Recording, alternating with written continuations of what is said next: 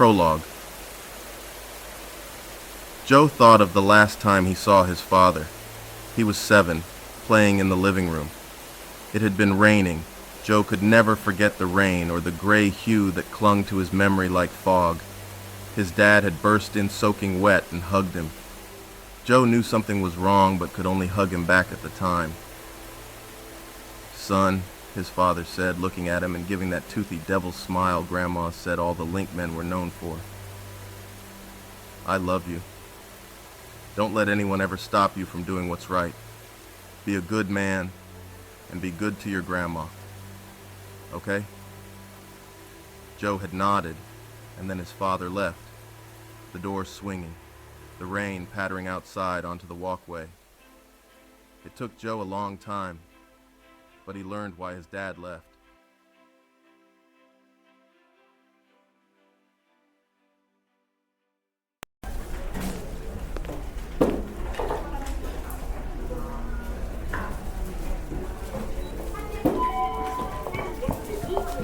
The National Intelligence Department headquarters buzzed with the muted hum of activity, the kind that simmered just below the surface in the polished hallways of power.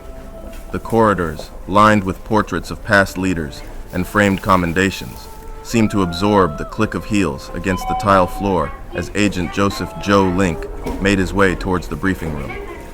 Clutching a stack of papers, he glanced at the walls around him, his heart beating a rhythm that had nothing to do with the physical exertion of walking and everything to do with the meeting awaiting him.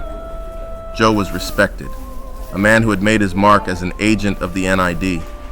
Countless off-world operations, a bit of duplicity, and a hell of a lot of guile had gotten him here. But today, respect was not enough. As he passed the symbol of the NID emblazoned on the wall, the emblem seemed to stare back at him with judgment, questioning the choice that had brought him to this point. At the door, a woman in a sharp suit beckoned him in with a nod. Joe took a deep breath, straightened his shirt, and stepped inside. The room was dim, the light focused sharply on the wooden U-shaped table where men and women of influence and authority sat, their expressions inscrutable in the half-light. The only empty chair, marked with a plaque reading General O'Neill, remained conspicuously unoccupied. "Thank you all for showing," Joe began, attempting a smile that felt tight and unfamiliar on his face. "Where's O'Neill?" "Busy, like everyone in this room, Mr. Link," replied the director Hamda at the head of the table, her tone cool. "Why are we here?" Joe hesitated, feeling the weight of their eyes. "A better question is, why isn't he behind bars?" Director Grendel pointed, fat stubby fingers that seemed too unblemished for Joe's liking. Joe smiled.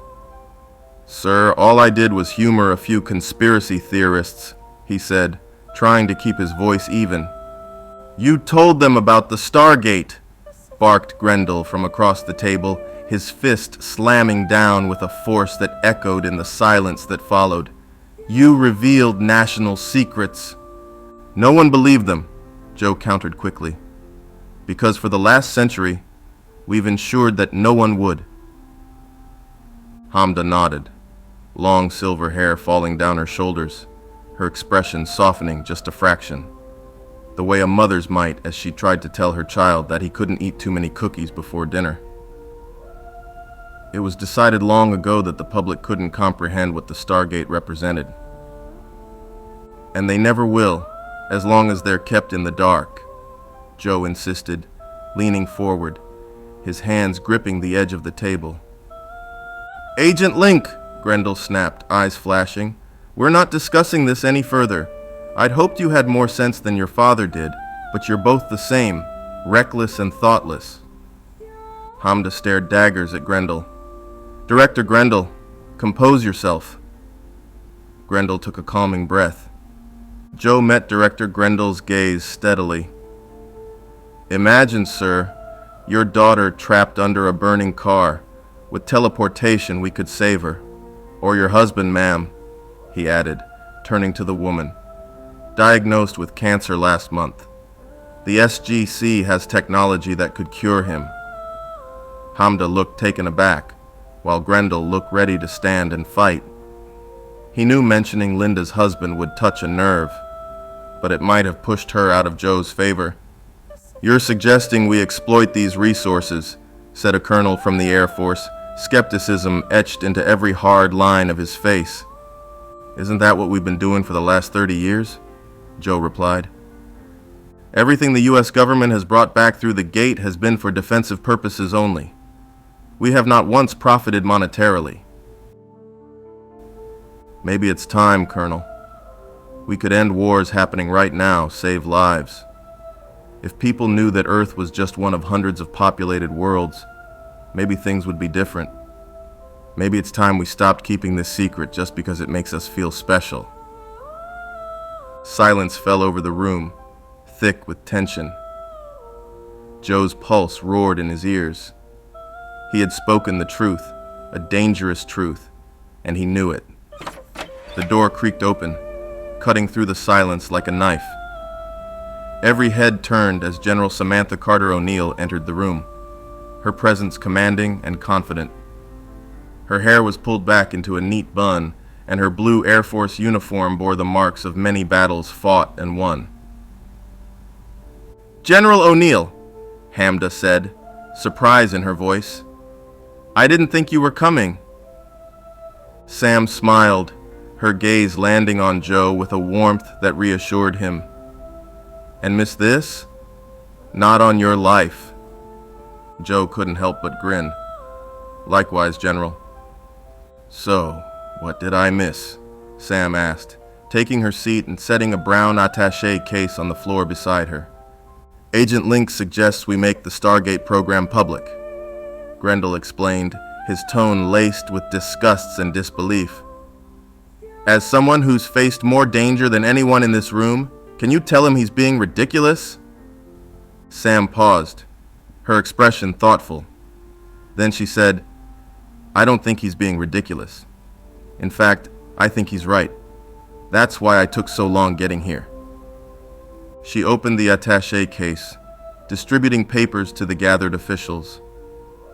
Joe watched her, suspicion and hope warring within him. What was she up to? "The president signed this?" Hamda breathed, astonished, as she scanned the document. Sam nodded. "Yes, as well as the Russian president, the Prime Minister of Britain, and the head of the CCP. President Louise is flying back to France to finalize his signature." "Why weren't we informed?" Grendel demanded, indignation rising in his voice. "I wasn't aware the president answered to the NID," Sam replied, her tone sharp. Joe blinked, struggling to comprehend the magnitude of what he was witnessing. "I was about to make an impassioned speech, and now I'm at a loss for words," he admitted. Sam smiled. "Agent Link, what your superiors have are copies of a proposal to declassify the Stargate program. It's time we had these discussions in the light." As the room erupted into murmurs and questions, Sam rose and exited the room. Joe followed her into the hallway, the reality of what had just happened sinking in with every step they took. "You actually showed the president my proposal?" he asked, his voice a mix of disbelief and awe. Sam chuckled. "I showed 3 presidents your proposal, and before that I showed it to Jack and Daniel." "Dr. Jackson and your husband? What did they think?" Joe asked, his brow furrowing. "Jack thought it was, quote, wordy, and Daniel thought it was a bit naive, but they both agreed it was time. Out of all the worlds I've visited, we're the only ones holding on to a secret like this. It's time Earth joined the rest of the galaxy." Joe nodded, his mind racing with the implications. "It won't be easy. People can't learn everything at once. The Goa'uld, the Ori, the Ancients, hell, Atlantis. We'll have to pace it out, guide them through." Sam's smile was gentle but firm. "I hope so. We're entering a new age, Joe, and it'll be kids like you who'll lead it. Joe chuckled, feeling the weight of her words settle into his bones. We wouldn't be here if it weren't for old people like you. They laughed together, stepping into the bright afternoon light as they left the NID headquarters behind, ready to face whatever came next.